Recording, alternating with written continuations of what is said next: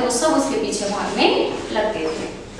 वर्ष भर का समय बीत जाने पर सोना हिरण शावक से हिरणी में परिवर्तित हो गई। अब वो बड़ी हो गई, पूरी हिरणी बन गई। उसके शरीर के पीताभ हुए ताम्रवर्णी होने लगे। अब जो पीले पीले थे सोने के जैसे, अब वो तांबे के रंग के हो गए। टांगे अधिक सुडौल हो गई, खुरों में कालेपन में चमक आ गई। ग्रीवा अधिक बंकिम और लचीली हो गई, गर्दन लंबी हो गई। पीठ में भराव वाला उतार चढ़ाव आ गया और स्निग्धता दिखाई देने लगी, चिकनापन आ गया उसकी कमर में। परंतु सबसे अधिक विशेषता थी उसकी आंखों में, दृष्टि में मिली थी। आंखों के चारों ओर खिंची कज्जल के नीले गोलों को दृष्टि तो ऐसी लगती थी मानो नीलम के बल्बों में उजली विद्युत का स्फुरण हो, यानी नीले बल्ब में जो है लाइट जला दी गई हो। इतनी सुंदर नीली नीली बड़ी बड़ी आंखें थी उसकी। इसी बीच फ्लोरा ने भक्तिन की कुछ अंधेरी कोठरी के एकांत कोने में 4 बच्चों को जन्म दिया। भक्तिन जहाँ रहती थी उस कोठरी के एक कोने में जो फ्लोरा थी, उनकी जो पालतू कुतिया थी, उसने जो है कुछ बच्चों को जन्म दिया।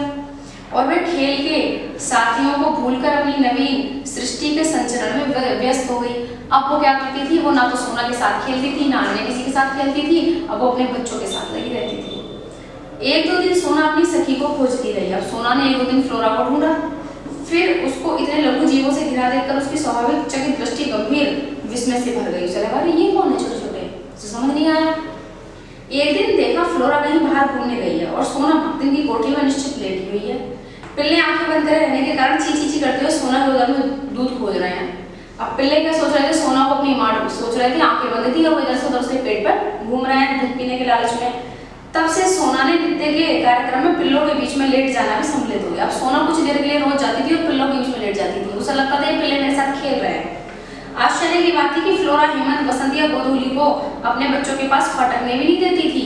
जो और कुत्ते बिल्ली थे उन्हें नहीं आने देती थी अपने बच्चों के पास, लेकिन सोना के संरक्षण में छोड़कर अस्वस्थ भाव से इधर उधर घूमने चली जाती थी। फ्लोरा को पता था सोना बच्चों को कुछ नहीं कहेगी, क्योंकि वो उसके अहिंसक भाव से परिचित थी। संभवतः सोना ही स्नेही और अहिंसक प्रकृति से परिचित हो गई थी। पिल्लों के बड़े होने पर और उनकी आंखें खुल जाने पर सोना ने उन्हें भी अपने पीछे घूमने वाली सेना में सम्मिलित कर लिया। अब जब बच्चे बड़े हो गए तो जो फ्लोरा के बच्चे तो वो पीछे पीछे घूमने लगे सोना के। मानो इस वृद्धि के उपलक्ष्य में आनंद उत्सव मनाने के लिए अधिक देर तक मेरे सिर के आर पार चौकड़ी भरती रही। अब उसे लगा वो मेरी सेना में और 2-3 पिल्ले शामिल हो गए तो बड़ी खुशी मनाती रही और मेरे ऊपर इधर उधर कूदती रही। इसी वर्ष गर्मियों में मेरा बद्रीनाथ की यात्रा का कार्यक्रम बना। प्रायः मैं अपने पालतू जीवों के कारण प्रवास में कम रहती हूँ। मेरे पालतू जीवों को कष्ट ना हो इसलिए मैं कहीं जाती नहीं हूँ। उनकी देखरेख के लिए सेवक रहने पर भी मैं उन्हें छोड़कर अस्वस्थ नहीं हो पाती। जानवरों की देखरेख के लिए मैंने नौकर चाकर भी रखे हुए हैं, लेकिन फिर भी भक्तिन उनकी एक नौकर ही तो है जो उनके जानवरों को संभालती है। भक्तिन, अनुरूप आदि तो साथ जाने वाले ही थे। पालतू जीवों में मैंने फ्लोरा को साथ ले जाने का निश्चय किया, लेकिन मैं मेरे बिना नहीं रह सकती थी। फ्लोरा को मैं साथ ले जाने लगी। सोना की सहज चेतना ने ना मेरी यात्रा जैसी स्थिति का बोध था, ना प्रत्यावर्तन। अब वो बेचारी सोना, उसे नहीं पता था मैं कहीं जा रही हूँ, उसमें इतनी बुद्धि नहीं थी। उसी से उसकी निराशा या जिज्ञासा या विस्मय का अनुमान मेरे लिए कठिन था। ठीक है, क्योंकि मुझे नहीं लगता कि वो उसमें कोई आशा कुछ भी था, क्योंकि वो ऐसे ही थी, सीधी भोली। पैदल आने जाने के निश्चय के कारण बद्रीनाथ की यात्रा में ग्रीष्म अवकाश समाप्त हो गया। पैदल गए पैदल आए, पूरा महीना लग गया। जुलाई को लौटकर जब मैं बंगले के द्वार पर आकर खड़ी हुई तब बिछड़े हुए पालतू जीवों में कोलाहल होने लगा। सारे पालतू जीव मेरे आसपास चक्कर काटने लगे। गोधूली मेरे कंधे पर आकर बैठ गई। हेमंत, बसंत मेरे चारों ओर परिक्रमा करके हर्ष की ध्वनियों से मेरा स्वागत करने लगे। पर मेरी दृष्टि सोना को खोजने लगी कि सोना कहाँ गई। क्यों वह अपना उल्लास व्यक्त करने के लिए मेरे सिर के ऊपर से छलांग नहीं लगाने आई। सोना कहाँ है पूछने पर माली ने आंखें पोंछने लगा और चपरासी चौकीदार सब एक दूसरे का मुंह देखने लगे। वे लोग आने के साथ ही मुझे कोई दुखद समाचार देना नहीं चाहते थे, परंतु माली की भावुकता ने बिना बोले ही सब कुछ कह दिया।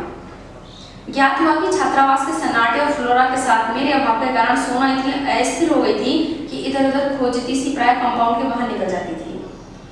हम लोगों को ढूंढती रहती थी। वो इतनी बड़ी हिरणी को पालने वाले तो कम थे, परंतु उसका खाद्य और स्वाद प्राप्त करने वाले इच्छुक व्यक्तियों का बाहुल्य था। उसे पालता कोई नहीं, सब उसे मार डालते।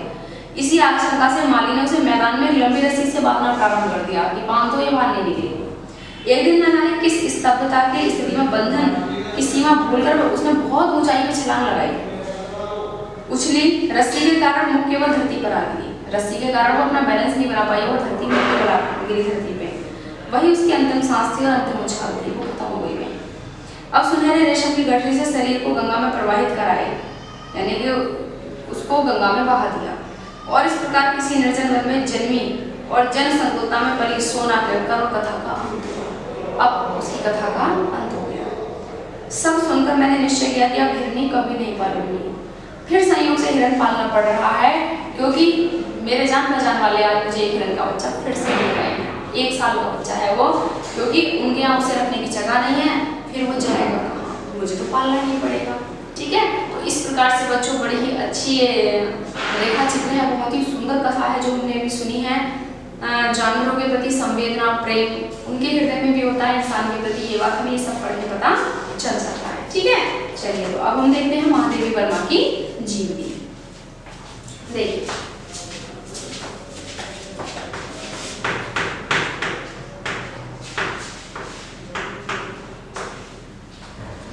हिंदी की सर्वाधिक प्रतिभावान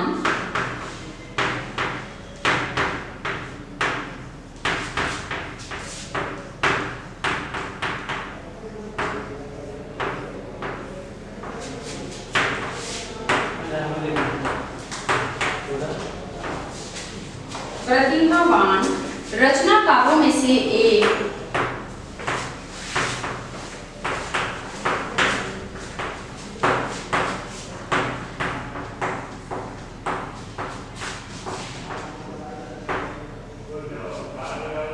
महादेवी वर्मा का जन्म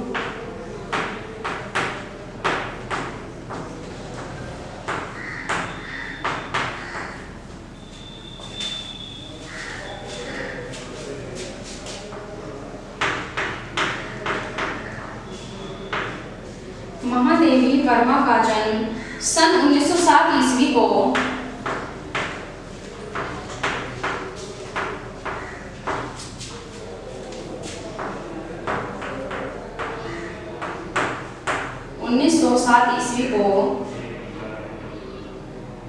फर्रुखाबाद में हुआ था।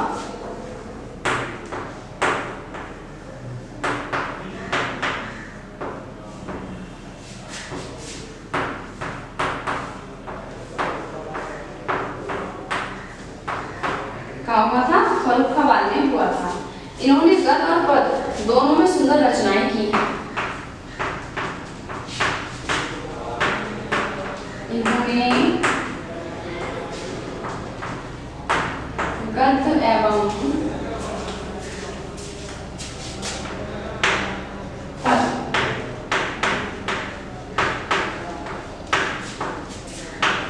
दोनों में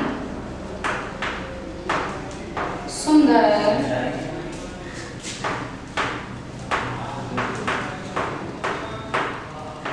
रचनाएं की हैं।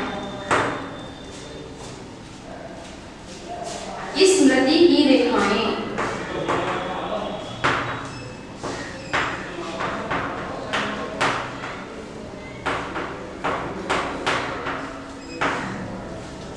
अतीत के चलचित्र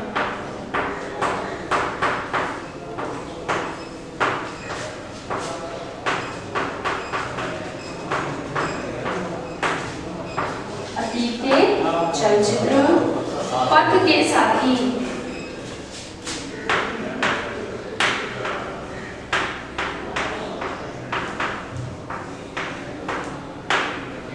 पथ के साथी मेरा परिवार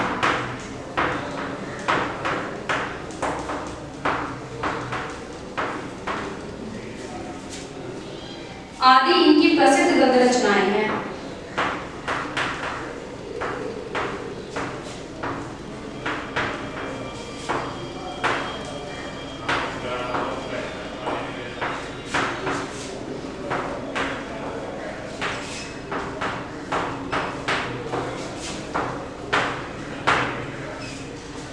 सन 1987 ईस्वी को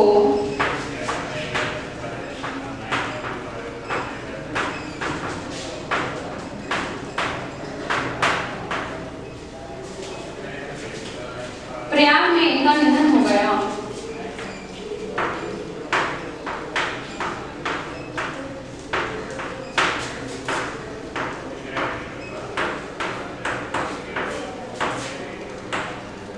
निधन हो गया। मरणोपरांत 1988 ईस्वी में, मरणोपरांत मतलब मरने के बाद,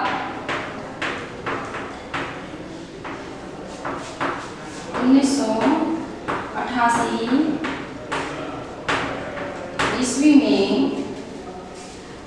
पद्म विभूषण की उपाधि से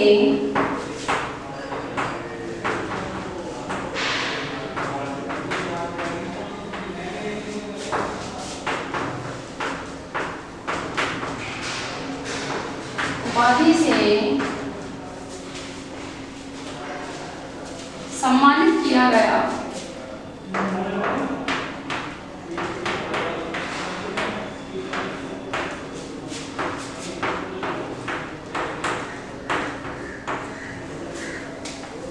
ठीक है, एक बार मैं पढ़ देती हूँ ताकि आपको लिखने में दिक्कत ना हो। महादेवी वर्मा की जीवनी।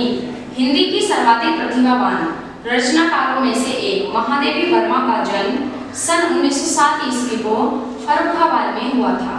इन्होंने गद्य एवं पद्य दोनों में सुंदर रचनाएं की हैं। स्मृति की रेखाएं, अतीत के चलचित्र, पथ के साथी, मेरा परिवार आदि इनकी प्रसिद्ध गद्य रचनाएं हैं।